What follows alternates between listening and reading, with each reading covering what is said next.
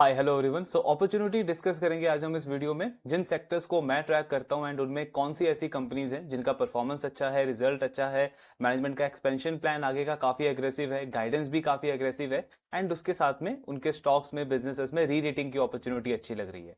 Individual level पे हमने इनमें से काफी सारी कंपनीज को ऑलरेडी कवर किया हुआ है, कॉल एनालिसिस भी किया हुआ है। बट पर्पस क्या है इस वीडियो का कि हमारे पास में एक लिस्ट आ जाए, वो भी रैंकिंग वाइज। कि सपोज अगर हम ज्वेलरी सेक्टर की बात कर रहे हैं तो उसमें रिटेल में रैंकिंग वाइज कि कौन सा नंबर 1 प्लेयर है, कौन सा नंबर 2 प्लेयर है, सो दैट हमारे पास एक लिस्ट हो फोकस करने का, जहां पे हम कंपनीज को और डीपर लेवल पे स्टडी करें, उनको ट्रैक करें आने वाले क्वार्टर्स में एंड उसके अकॉर्डिंग एक अच्छा सा डिसीजन ले पाए। बिकॉज होता क्या है, अगर हम रैंडमली कंपनीज बिजनेसेस डिस्कस करते हैं सो उसमें एक टाइम के बाद थोड़ा सा कंफ्यूजन ज्यादा आ जाता है कि कौन सा प्लेयर दूसरे से डिफरेंस है। आपकी क्वेरीज भी काफी ज्यादा आती है इस चीज को लेकर के। सो आई थॉट कि अगर हम वीडियो बना ले इस पर्टिकुलर टॉपिक के ऊपर, जहां पे हम रैंकिंग वाइज डिस्कस करें अक्रॉस सेक्टर्स जिनको मैं ट्रैक कर रहा हूं, तो एक बेटर क्लैरिटी मिलेगा हमको कि कौन सा बिजनेस कहां पे स्टैंड करता है। सो आई मीन यहाँ पे ऑफ कोर्स ये मेरा व्यू रहेगा। आपका काम इसमें ये है कि इनको आप और डीपर लेवल पे स्टडी करो, आने वाले क्वार्टर्स में इनकी परफॉर्मेंस को ट्रैक करो एंड देन उसके अकॉर्डिंग आप अपना खुद का डिसीजन बनाओ।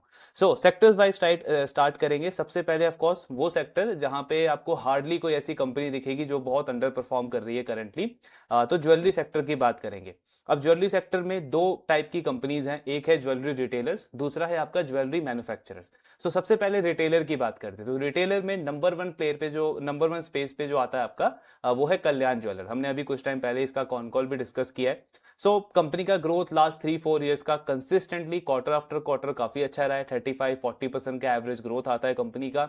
यहां से आने वाले जो अगला फाइनेंशियल ईयर है उसका भी एक्सपेंशन प्लान कंपनी का 45 से 48% का है। स्टोर एक्सपेंशन की बात करें, एसएसजी इनकी मैनेजमेंट का गाइडेंस रहता है कि 7-8% का रहेगा, लेकिन करंटली अगर आप इनका एसएसजी ग्रोथ देखोगे तो वो 20% के आसपास का चल रहा है। अगर हम थोड़ा सा कंजर्वेटिव व्यू भी लें, स्टिल बहुत हाईली एक्सपेक्टेड लगता है कि कंपनी का ये 30 से 40% का ग्रोथ का जो रन रेट है वो कंटिन्यू रह सकता है आने वाले क्वार्टर्स में भी, अनलेस अगर हमको डिमांड में कुछ बहुत बड़ा सेटबैक ना दिखे इंडस्ट्री में, जो नियर फोर्सिएबल फ्यूचर में तो ऐसा कुछ लगता नहीं है। इनका फॉरवर्ड पी अगर आप देखोगे तो वो अराउंड 55-60 के रेंज में है। सो बिजनेस का ग्रोथ 35-40 एंड आपका फॉरवर्ड पी जो है वो 55-60। सो रिटेल ज्वेलरी स्पेस की अगर हम बात करें तो ऑफकोर्स कल्याण जो है वो नंबर 1 प्लेयर लगता है। सेकंड प्लेयर की बात करें स्पेस के अंदर तो वो है आपका ऑफकोर्स पीएन गाडगिल। 25 से 30% के रेंज पे कंपनी ग्रो कर रही है। स्टोर एक्सपेंशन का प्लान इनका भी 45 से 48% का है। एंड सबसे इंटरेस्टिंग चीज कि अगले फाइनेंशियल ईयर से ये कंपनी महाराष्ट्र से बाहर एक्सपेंशन स्टार्ट करेगी, तो वो काफी इंटरेस्टिंग फेस होगा इस कंपनी के लिए। ये देखना होगा कि इनकी स्ट्रेटेजी वहां पे कैसे वर्क करती है, इनका ब्रांड वहां पे कैसे कंज्यूमर्स को अट्रैक्ट करता है। अभी तक इनकी जो रिटर्न मैट्रिक्स हैं या जो स्टोर लेवल के जो मैट्रिक्स होते हैं एक रिटेलर्स के लिए, वो आउटस्टैंडिंग है, इंडस्ट्री लीडिंग नंबर है। रेवेन्यू पर स्क्वायर फीट सबसे बेस्ट है, रेवेन्यू पर स्टोर सबसे बेस्ट है। बट वही पॉइंट है कि आप जब अपने स्टेट से जब बाहर एक्सपैंड करोगे तब कैसे कंपनी नंबर्स को मेंटेन कर पाएगी, वो काफी इंटरेस्टिंग चीज होगा। गाइडेंस इनका 30% के ग्रोथ का है। सो इस फाइनेंशियल ईयर में ये 8,000 करोड़ के आसपास का रेवेन्यू टारगेट कर रहे हैं। नेक्स्ट ईयर FY26 में इनका 9600 करोड़ का गाइडेंस इन्होंने दिया था लास्ट कॉन कॉल के अंदर। बट जैसा इनका स्टोर एक्सपेंशन है, ग्रोथ रेट कंपनी 25 से 30% के रेंज में मेंटेन रख सकती है। और फॉरवर्ड पी अगर आप देखोगे तो 30 के आसपास का है, तो एक अच्छा री रेटिंग का अपॉर्चुनिटी है पीएन गाडगिल के स्टॉक के अंदर भी। सो नंबर 2 ऑफकोर्स रिटेलिंग में पीएन गाडगिल आता है। तीसरे प्लेयर की अगर हम बात करें स्पेस के अंदर रिटेलिंग में, तो आपका डीपी आभूषण। इस कंपनी को अभी तक हमने डिटेल में डिस्कस किया नहीं है, ना ही बिजनेस मॉडल ना ही रिजल्ट वगैरह। ट्राई करूंगा मैं इस मंथ में इसको कवर करने का। बट एक बहुत अच्छा प्लेयर है। लास्ट अगर आप इनका 3-4 क्वार्टर देखोगे तो कंसिस्टेंटली हाई पेस पे कंपनी ग्रो कर रही है। स्टोर एक्सपेंशन प्लान काफी अग्रेसिव है इनका भी। अभी रिसेंटली आई थिंक इन्होंने 600 करोड़ का क्यूआईपी रेज किया है, एक बहुत बड़ा क्यूआईपी इन्होंने रेज किया है। पर्पस क्या है? स्टोर एक्सपेंशन और आपका इन्वेंट्री फिलअप करना, ये इनका मेजर टारगेट है। मैनेजमेंट का गाइडेंस कंजर्वेटिव है, 20 से 25% का ग्रोथ गाइडेंस है, लेकिन ये उससे बहुत हाई पेस पे ग्रो कर रहे हैं। और अगर ये रन रेट कंटिन्यू रहता है तो एक अच्छा री रेटिंग का चांस बनता है, बिकॉज फॉरवर्ड पी इनका भी 24-25 के आसपास आता है। सो इसको थोड़ा डिटेल में भी हम कवर करेंगे इस मंथ के एंड तक। लेकिन ये एक और अच्छा मॉडल है रडार पे रखने लायक, इसको बिल्कुल स्टडी करना चाहिए डीपर लेवल पे। सो थर्ड नंबर पे आप ऑफकोर्स डीपी आभूषण को रख सकते हो। देन उसके बाद में अगर हम बात करें मैन्युफैक्चरिंग स्पेस के अंदर, रिटेलिंग में अगर आप देखोगे तो एक दो और प्लेयर है, लाइक जैसे तंगामहल ज्वेलर्स है, रीजनल प्लेयर है बट ग्रोथ कंसिस्टेंट है। तो थोड़ा बहुत रीरेटिंग का चांस वहां पे भी बन सकता है, आप उसको बिल्कुल स्टडी कर सकते हो। बट टॉप 3-4 प्लेयर्स ये है आपके रिटेल ज्वेलरी स्पेस के अंदर।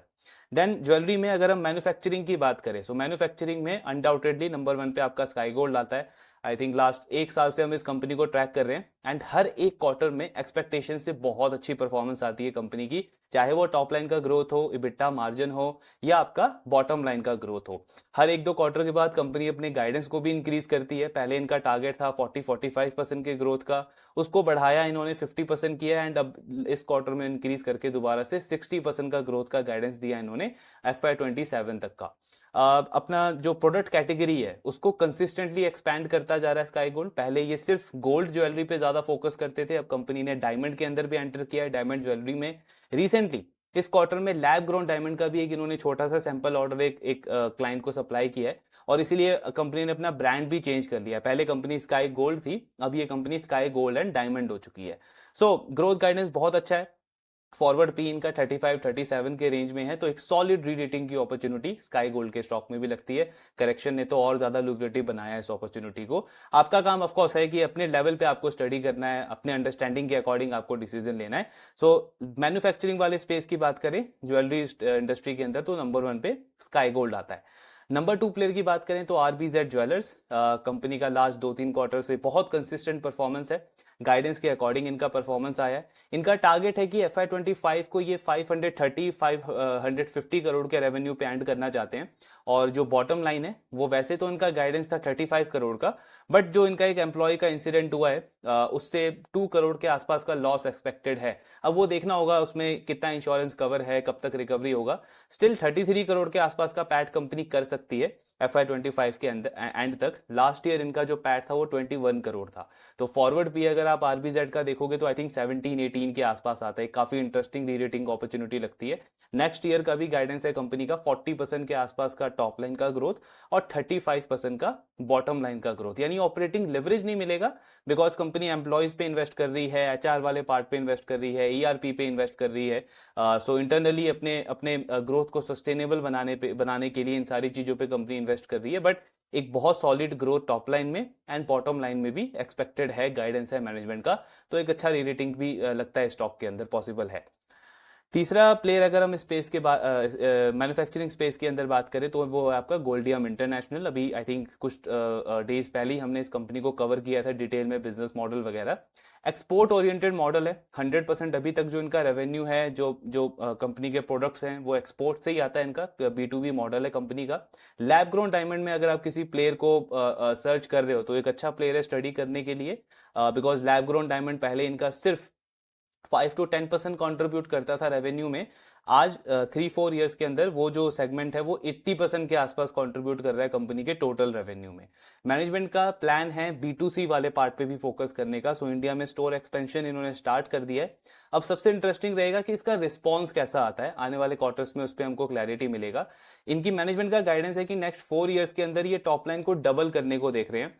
बट अगर इनका ये जो B2C वाला ब्रांड है, अगर उसका रिस्पॉन्स अच्छा आया इंडिया के अंदर और स्टोर एक्सपेंशन कंपनी ने एग्रेसिव मोड पे रखा, तो आप देख सकते हो कि ये जो ग्रोथ रेट है वो 25-30% तक जा सकता है और एक अच्छा रीरेटिंग यहां से भी बन सकता है। बट अभी ऑफकोर्स हमको ट्रैक करना होगा कि आने वाले क्वार्टर्स में B2C में कैसा रिस्पॉन्स आता है। सिर्फ अगर आप एक्सपोर्ट बिजनेस की बात करोगे तो वहां पे कंपनी 10-15% का रेवेन्यू ग्रोथ टारगेट कर रही है।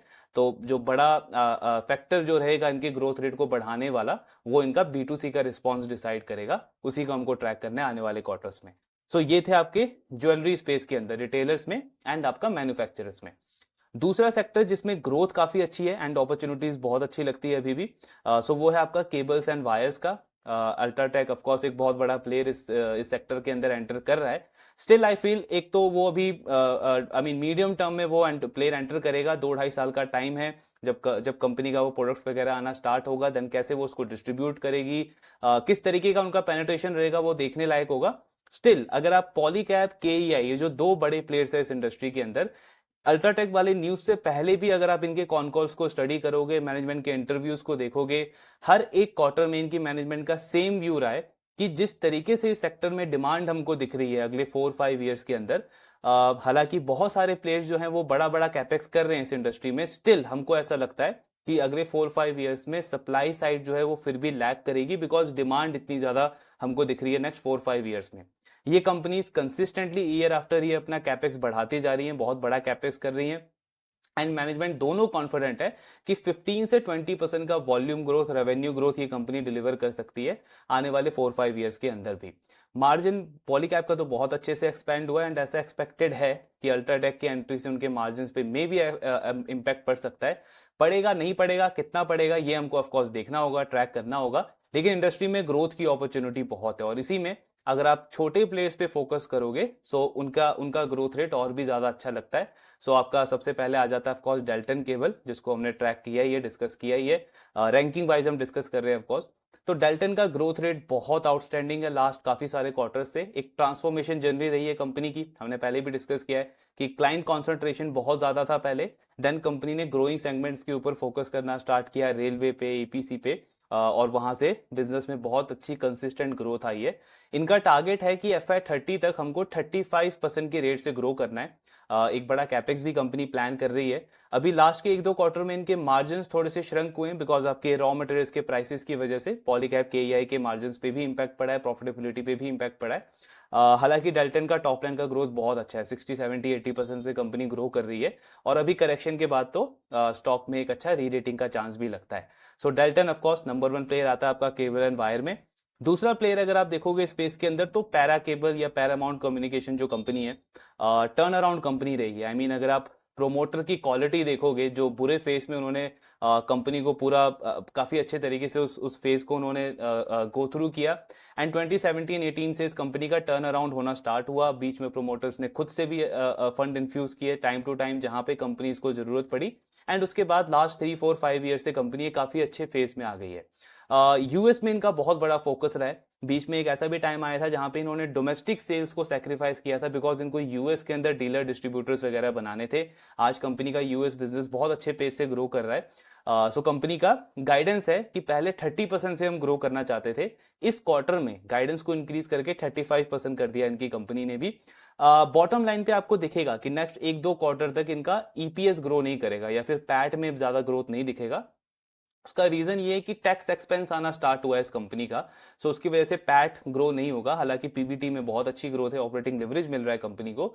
सो स्ट्रक्चरली कोई प्रॉब्लम नहीं है, बिजनेस अच्छे डायरेक्शन में है, गाइडेंस सॉलिड है, जस्ट 1-2 क्वार्टर तक बॉटम लाइन का ग्रोथ नहीं है, लेकिन रीरेटिंग की अपॉर्चुनिटी तो काफी अच्छी लगती है। आई डोंट नो क्यों मार्केट ने उस तरीके से रीरेटिंग अभी तक किया नहीं इसके स्टॉक को। कुछ ऐसे स्टॉक्स होते हैं जहां पे आपको लगता है कि सारी चेकलिस्ट जो है वो क्लियर हो रहा है, बिजनेस बहुत अच्छा कर रहा है, बट स्टिल वैसा रेटिंग नहीं होता है।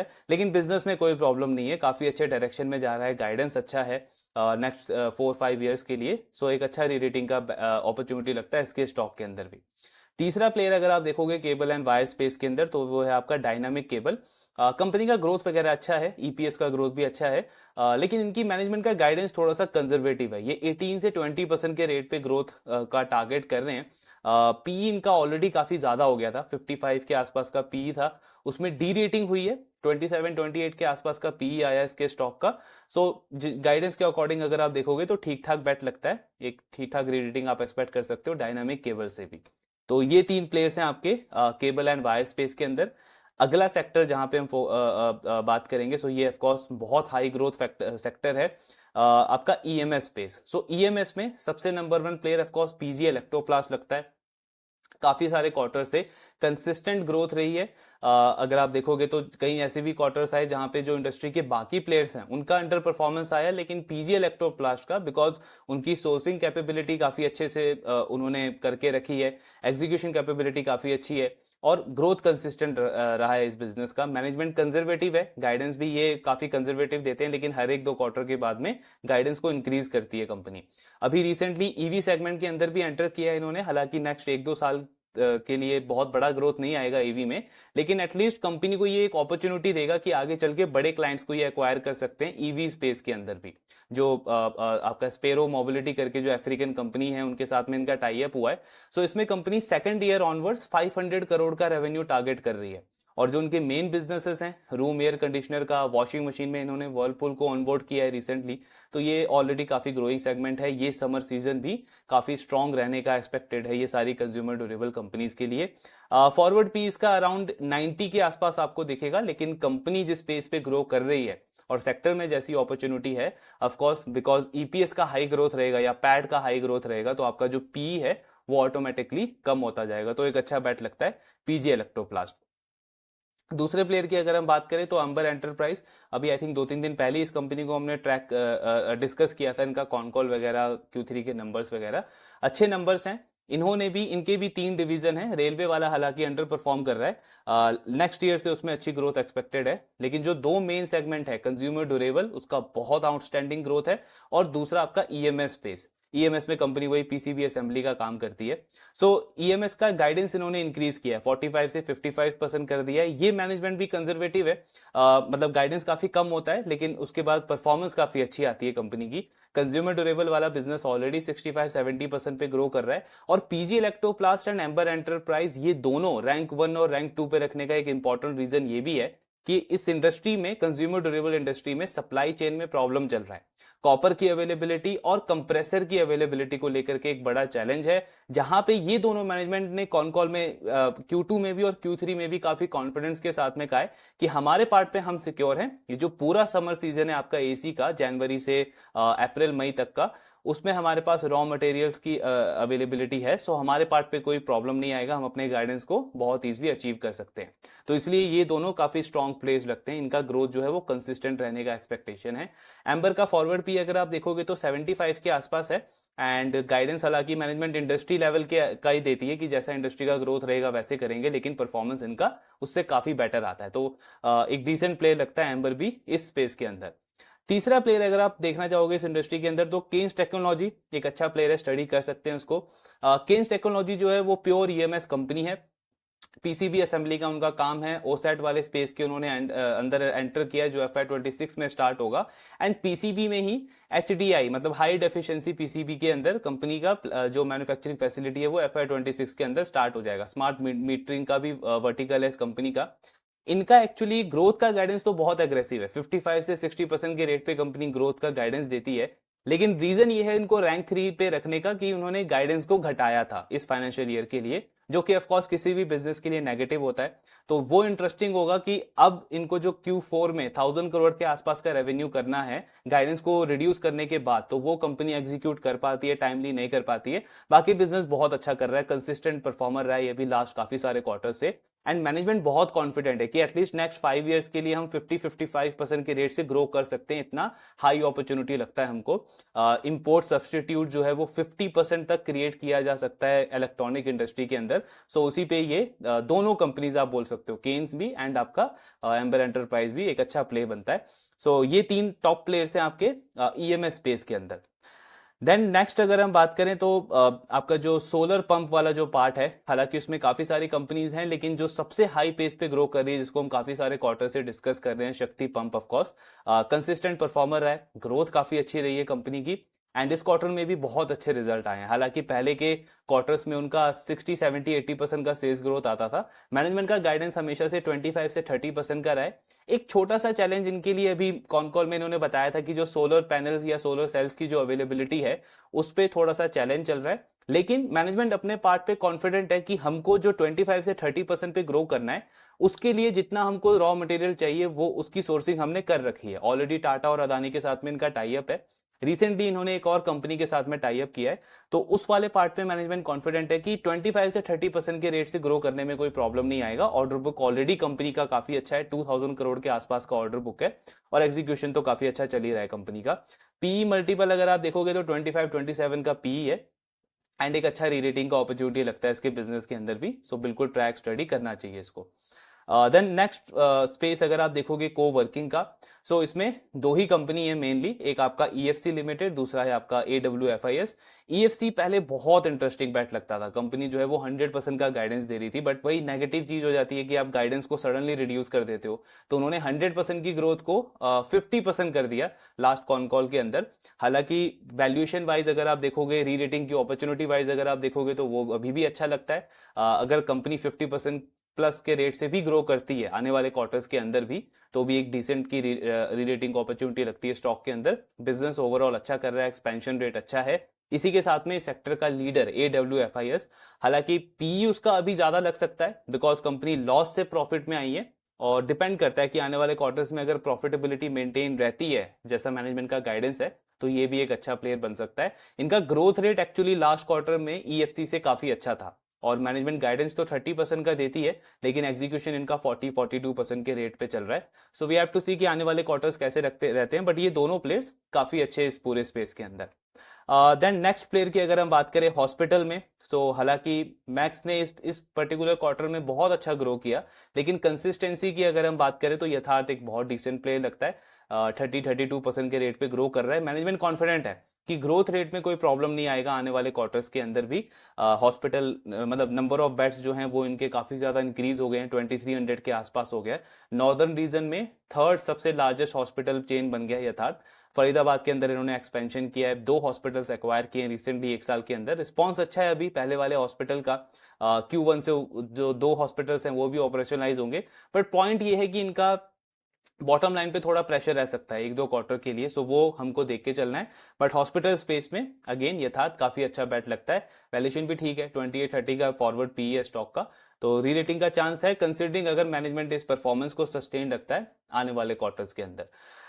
देन इसके बाद अगर हम आपका रिटेल स्पेस की बात करें, फैशन रिटेलर्स की बात करें, तो उसमें अनडाउटेडली V2 रिटेल लास्ट काफी सारे क्वार्टर से सबको आउट परफॉर्म कर रहा है। ट्रेंट एक ऐसा प्लेयर था जिसने एक लीडिंग पोजीशन बनाई हुई थी इस इंडस्ट्री के अंदर। 50-60-70% से वो ग्रो करता था, बाकी तो ग्रो ही नहीं होते थे, बाकी बिजनेसेस के नेगेटिव ग्रोथ होती थी।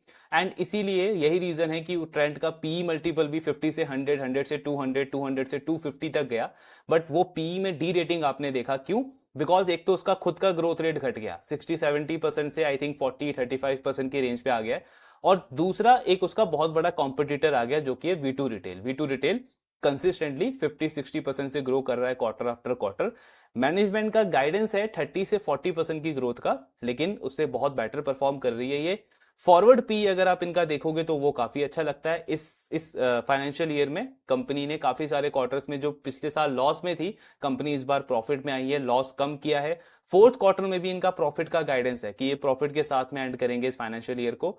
इनका सेम स्टोर सेल्स ग्रोथ का गाइडेंस जो है वो 10% रहता है, लेकिन मैनेजमेंट 25-30% से SSG को ग्रो कर रही है। स्टोर एक्सपेंशन ऑलरेडी 30-40% पे चल रहा है, तो बहुत हाई चांस है कि ये एटलीस्ट 40% की ग्रोथ को सस्टेन रख सकते हैं आने वाले क्वार्टर्स में। एंड आई बिलीव कि ये जो V2 रिटेल है ये मतलब उन कंपनीज में आता है जो एक चेकलिस्ट में अगर आप 10 एक कंपनी में अगर आप 10 चीजें देखते हो तो ये 10 में से एटलीस्ट 8 या 9 पार्ट को जो है वो टिक करता है, जिस तरीके की इस कंपनी की परफॉर्मेंस है। ROE ROC दोनों को कंपनी बोल रही है कि हम इसको 20-25% तक लेके जाना चाहते हैं नेक्स्ट 2-3 ईयर्स के अंदर। सो सारे पार्ट पे गाइडेंस भी अच्छा है, परफॉर्मेंस भी अच्छा है, एंड एक बहुत बेस्ट प्लेयर आप बोल सकते हो ऑफकोर्स रिटेल स्पेस के अंदर, फैशन रिटेल स्पेस के अंदर।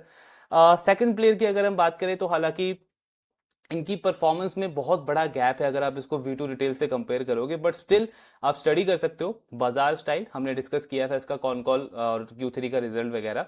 सो कंपनी का ग्रोथ जो है वो 25% पे चल रहा है। सबसे बड़ा नेगेटिव है कि इनका अर्निंग ग्रोथ जो है वो बहुत खराब आया है लास्ट 2 क्वार्टर्स से। मैनेजमेंट का कहना है कि फेस्टिव सीजन आपका इस बार थोड़ा सा जल्दी हो गया, उसकी वजह से Q2 में अच्छा रहा, Q3 खराब हो गया, ये सारे रीजंस है। लेकिन एक तो इनका ग्रोथ रेट भी काफी बुरा है, मार्जिन्स भी इंपैक्ट हुए हैं, और दूसरा बॉटम लाइन पे भी इंपैक्ट पड़ा है। मार्केट ने भी काफी ज्यादा पनिश किया इसके स्टॉक को, ऑलमोस्ट आधा हो गया इसका स्टॉक। बट मैनेजमेंट का गाइडेंस है कि इस क्वार्टर से प्रॉफिटेबिलिटी इंप्रूव होगी और आने वाले क्वार्टर्स में भी अच्छी प्रॉफिटेबिलिटी रहेगी।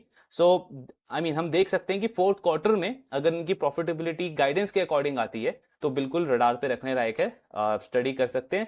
नंबर 1 प्लेयर तो ऑफकोर्स जैसे हमने डिस्कस किया V2 रिटेल ही लगता है स्पेस के अंदर।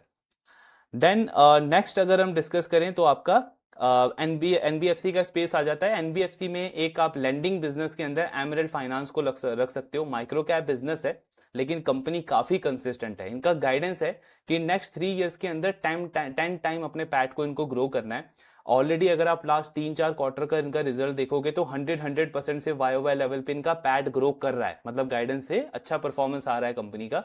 EWA अर्ली वेज एक्सेस जो इनका इमर्जिंग प्रोडक्ट है उसमें कंपनी एक पार्ट पे गाइडेंस को मिस करती है कि ये बोलते हैं जितने कॉर्पोरेट्स के साथ में हम टाई अप करेंगे उससे कम कंपनी टाई अप कर पाती है, लेकिन उसका जो दूसरा पार्ट है डिसबर्समेंट का, कि आपने कितने लोगों को वो ईडब्ल्यूए प्रोडक्ट लोन दिया एक पर्टिकुलर क्वार्टर के अंदर, मंथ के अंदर, उसमें कंपनी अपने गाइडेंस को अचीव कर रही है कंसिस्टेंटली। तो इसका मतलब क्या है कि एग्जिस्टिंग कॉर्पोरेट पार्टनर्स के साथ में कंपनी ज्यादा से ज्यादा एम्प्लॉयज को ये वाला प्रोग्राम जो है उसमें एनरोल कर पा रही है। तो ये पार्ट अच्छा है कंपनी का।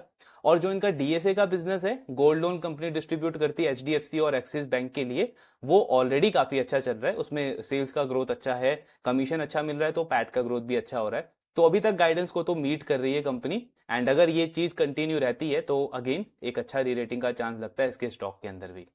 देन एनबीएफसी में आप एक और कंपनी को देख सकते हो जो है आपका एसबीएफसी फाइनेंस, एमएसएमई लेंडर है।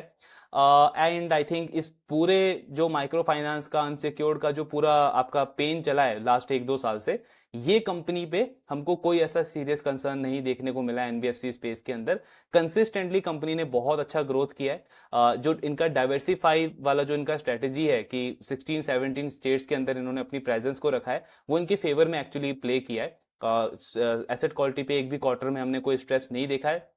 बिजनेस 30% पे ग्रो कर रहा है, आरओई कंसिस्टेंटली इंप्रूव हो रहा है, और इनका गाइडेंस है कि 15% तक लेके जाना है आरओई के नंबर को। एंड अगर आप इनका प्राइस टू बुक देखोगे तो वो 3 के आसपास है। तो री रेटिंग की अपॉर्चुनिटी बिल्कुल है। बस पॉइंट ये हमको देखना है कि इनका जो एयूएम का ग्रोथ रेट है वो 30 से 26-25% की रेंज में नहीं आना चाहिए। बिकॉज अगर ये कंपनी भी 26-25% के रेंज में ग्रो करती है तो एनबीएफसी स्पेस में ऑलरेडी बजाज फाइनेंस जैसा मास्टर फ्रेंचाइजी है जो 25% पे ग्रो कर ही रहा है, इतना डाइवर्सिफाइड, इतना एक्सपीरियंस लैंडर है। तो आई मीन फिर वो लुक्रेटिव अपॉर्चुनिटी रहेगी नहीं। तो एसबीएफसी के लिए जरूरी है कि एटलीस्ट ये 30% की ग्रोथ को कंटिन्यू रखे। एसेट क्वालिटी आरओई वाले पार्ट पे तो कंपनी ऑलरेडी काफी अच्छा कर रही है। एसबीएफसी का एक और अच्छा एडवांटेज क्या है कि इनको ऑपरेटिंग लिवरेज मिलेगा, बिकॉज ओपेक्स टू एयूएम इनका कंसिस्टेंटली नीचे हो रहा है। तो मतलब इनकम के कंपैरिजन में जो आपका खर्चा है वो घटता जा रहा है, तो बॉटम लाइन आपका हाई पेस पे ग्रो करेगा। सो प्राइस टू बुक आपका अच्छे से रीरेट हो सकता है जब भी मार्केट इसको रिकॉग्नाइज करेगा ऑफकोर्स। तो एनबीएफसी स्पेस के अंदर एसबीएफसी को बिल्कुल रडार पे रखा जा सकता है। फिर आपका नेक्स्ट आता है हाउसिंग फाइनेंस स्पेस। अब ये जो पूरा आपका माइक्रो फाइनेंस का और अनसिक्योर्ड का जो पूरा पेन चला है, उसमें हाउसिंग फाइनेंस कंपनीज को अगर आप देखोगे, specially affordable housing finance companies को, तो ऐसा एक्सपेक्टेशन जरूर था कि इनकी एसेट क्वालिटी पे भी इंपैक्ट पड़ेगा। बिकॉज बोरोअर्स जो हैं वो कहीं ना कहीं आपके वो छोटे बोरोअर्स ही आ जाते हैं, लो इनकम ग्रुप वाले कस्टमर्स आ जाते हैं। लेकिन इन कंपनीज ने काफी अच्छा परफॉर्म किया। आप किसी भी कंपनी का एसेट क्वालिटी उठा के देखोगे, चाहे वो आवास हो या आपका आधार हो या आपका होम फर्स्ट हो, हर एक कंपनी ने एसेट क्वालिटी के पैरामीटर पे बहुत अच्छा परफॉर्म किया है। तो इसमें रैंकिंग वाइज अगर हम देखें तो ऑफकोर्स नंबर 1 पे इंडिया शेल्टर रखता है। गाइडेंस कंपनी का 35-36% का है। कंसिस्टेंटली उसी के अकॉर्डिंग कंपनी परफॉर्म कर रही है। आरओई इनका भी हर एक क्वार्टर में इंप्रूव हो रहा है, और price to book re rating होने का चांस है। 3 से भी नीचे आ गया था इनका प्राइस टू बुक, और क्योंकि रिजल्ट अच्छे आए हैं फिर से इस क्वार्टर के अंदर भी, मैनेजमेंट का गाइडेंस भी अच्छा है, तो थोड़ा बहुत री रेटिंग देखने को भी मिला है मार्केट से इसके स्टॉक को। बट अभी भी बहुत स्कोप है इसके स्टॉक में री रेटिंग का। आगे का गाइडेंस इनका फिर से वही 35% के आसपास है, और इनको भी ऑपरेटिंग लिवरेज मिलेगा, बिकॉज वो जो ओपेक्स टू एयूएम है वो इनका भी कम होगा। आई थिंक 15 से 20 बेसिस पॉइंट का मैनेजमेंट का गाइडेंस है कि हर एक साल में हमारा जो ओपेक्स टू एयूएम है वो कम होता जाएगा। प्लस आगे चल के इनका कॉस्ट ऑफ बोरोइंग भी कम होगा। क्यों? बिकॉज क्रेडिट रेटिंग जो है इस कंपनी की वो इंप्रूव हुई है। तीनों इंडिया की जो सबसे बड़ी क्रेडिट रेटिंग एजेंसीज है वो उन्होंने इंडिया शेल्टर के क्रेडिट रेटिंग को अपग्रेड किया है। तो उसका एडवांटेज भी मिलेगा कंपनी को आने वाले क्वार्टर में, और वहां से कॉस्ट ऑफ बोरोइंग भी घटेगा। सो एक अच्छा प्ले है India shelter. Of course ranking wise number 1 play लगता है हाउसिंग फाइनेंस स्पेस के अंदर। इसी स्पेस में दूसरा प्लेयर अगर आप देखोगे तो एप्टस और होम फर्स्ट के बीच में टाई अप बोल सकते हो आप। बिकॉज आज के परफॉर्मेंस के अकॉर्डिंग देखोगे तो होम फर्स्ट थोड़ा बेटर लगता है, क्योंकि उसका ग्रोथ रेट ज्यादा अच्छा है कंपेयर टू एप्टस। लेकिन अगर आप गाइडेंस वाइज देखोगे और आरओई के नंबर्स के साथ में कंपेयर करोगे तो वहां पे एप्टस थोड़ा सा ज्यादा बेटर लगता है। हालांकि एप्टस का प्राइस टू बुक ज्यादा है कंपेयर टू होम फर्स्ट। सो ये चीजें हैं, दोनों प्लेयर्स अच्छे हैं। गाइडेंस दोनों का आगे को लेकर के 30% का है। होम फर्स्ट का आरओई 16% के आसपास है। एप्टस ऑलरेडी 18% के आरओई पे ऑपरेट कर रहे हैं, और गाइडेंस उस कंपनी का भी 30% का है। तो ये टॉप 3 प्लेयर्स है आपके हाउसिंग फाइनेंस स्पेस के अंदर। सो आई थिंक ओवरऑल हमने सारे सेक्टर्स डिस्कस कर लिए जिनको पर्सनली मैं ट्रैक करता हूं। एक एपरल और टेक्सटाइल गारमेंट, इसमें भी अगर हम देखें तो 3 कंपनीज हैं। नंबर 1 पे ऑफकोर्स आपका केटेक्स गारमेंट आता है। इस कंपनी का कॉन कॉल नहीं होता है और आई थिंक इस क्वार्टर में तो पीपीटी भी इन्होंने रिलीज नहीं किया है, लेकिन रिजल्ट बहुत अच्छे आ रहे हैं। इन्होंने जो गाइडेंस दिया था FY25 का क्वार्टर वाइज, हर एक क्वार्टर का एक रेवेन्यू का गाइडेंस दिया था, उसको कंपनी ने हर एक क्वार्टर में अचीव किया है अभी तक, और ऑपरेटिंग लिवरेज मिल रहा है कंपनी को। हालांकि स्टॉक में बहुत सीवियर करेक्शन है, लेकिन बिजनेस की परफॉर्मेंस में कोई ऐसा प्रॉब्लम देखने को नहीं मिला है। बड़ा कैपेक्स कंपनी कर रही है आंध्रा के अंदर, तो वहां पे इनकी जो कॉस्ट एफिशिएंसी है वो भी काफी अच्छे से बिल्डअप होगी। कैपेसिटी कंपनी की ऑलमोस्ट डबल हो जाएगी, और ऑपरेटिंग लिवरेज मिलने का जो चांस है वो कंटिन्यू रहने का लगता है कंपनी का। रीरेटिंग का चांस बिल्कुल लगता है स्टॉक के अंदर, ऑलरेडी काफी करेक्शन आ चुका है। दूसरा प्लेयर अगर आप देखोगे स्पेस के अंदर, वो है आपका थॉमस स्कॉट।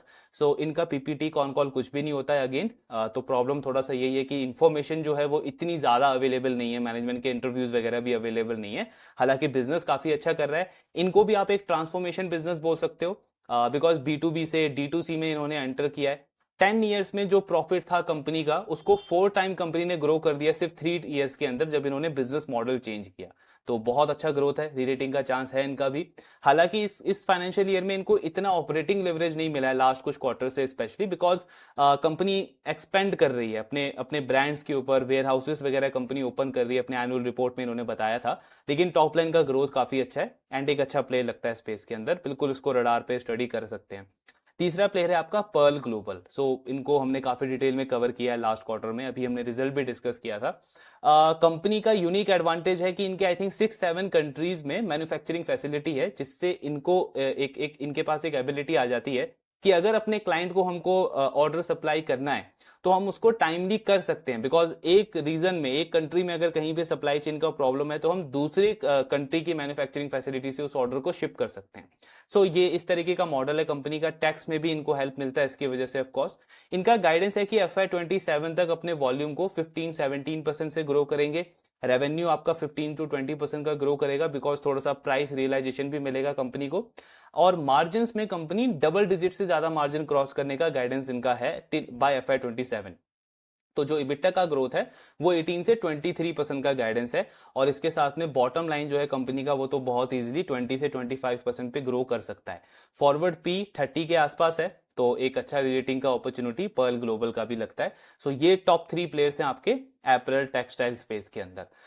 सो ऑलमोस्ट हमने सारी कंपनी डिस्कस कर रही है जिन सेक्टर्स को मैं ट्रैक करता हूं, और जहां पे बिजनेसेस अच्छा कर रहे हैं और जिनका आगे का गाइडेंस भी अच्छा है। तो ये वो कंपनीज है जिनको बिल्कुल स्टडी कर सकते हैं, ट्रैक कर सकते हैं, रडार पे रख सकते हैं। एक डिसेंट अपॉर्चुनिटी लगती है इन सारे बिजनेसेस के अंदर।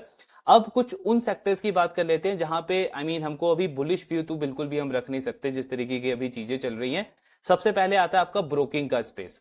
सो ब्रोकिंग स्पेस अगर आप देखोगे तो जो इंडस्ट्री का लीडर है, उनकी मैनेजमेंट की तरफ से ही काफी बेरिश कमेंट्री आई है। उनकी मैनेजमेंट का कहना है कि इतना वॉल्यूम का जो डी ग्रोथ देख रहे हैं हम, नंबर ऑफ ऑर्डर्स जिस तरीके से डी ग्रो हो रहे हैं, इतना हमने हमारी हिस्ट्री में अभी तक नहीं देखा है। तो ये अपने आप में एक बहुत बेरिश कमेंट्री है, एंड आपको ये दिखा रहा है, एक तरीके से इंडिकेट कर रहा है कि कैसा सेंटीमेंट और कैसा ऑर्डर का ट्रेंड जो है वो इस इंडस्ट्री के लिए चल रहा है। सो जब बड़ा प्लेयर इस तरीके की कमेंट्री दे रहा है, तो ऑफकोर्स जो मीडियम साइज प्लेयर्स हैं, जो छोटे प्लेयर्स हैं, उनके ऊपर तो और ज्यादा इंपैक्ट पड़ेगा।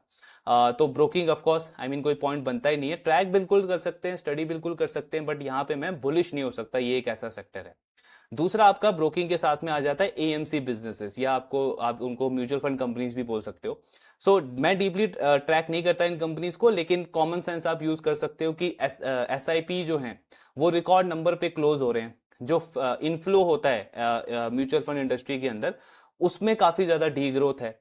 NFOs के अंदर जो सब्सक्रिप्शन हम पहले देखते थे कुछ क्वार्टर्स तक, आज जो सब्सक्रिप्शन आ रहा है उसमें बहुत बड़ा फॉल देखने को मिल रहा है। तो जब इनके रेवेन्यू सोर्सेज कहां से हैं, यहीं से इनके रेवेन्यू आते हैं। तो जब आपका AUM गिर जाएगा, फ्रेश इनफ्लो गिर जाएगा, जो आप नया प्रोडक्ट लॉन्च कर रहे हो, नई स्कीम्स लॉन्च कर रहे हो, उसमें वैसा पार्टिसिपेशन नहीं आ रहा, उसमें डी ग्रोथ आ रहा है, तब ऑफकोर्स आपके रेवेन्यू, मार्जिन, प्रॉफिट सब पे डिक्लाइन पड़ेगा। और ये ट्रेंड कब तक कंटिन्यू रहेगा किसी को आइडिया नहीं है। सो AMC एक आपका दूसरा स्पेस है जहां पे ऑफकोर्स अभी हम बुलिश नहीं हो सकते।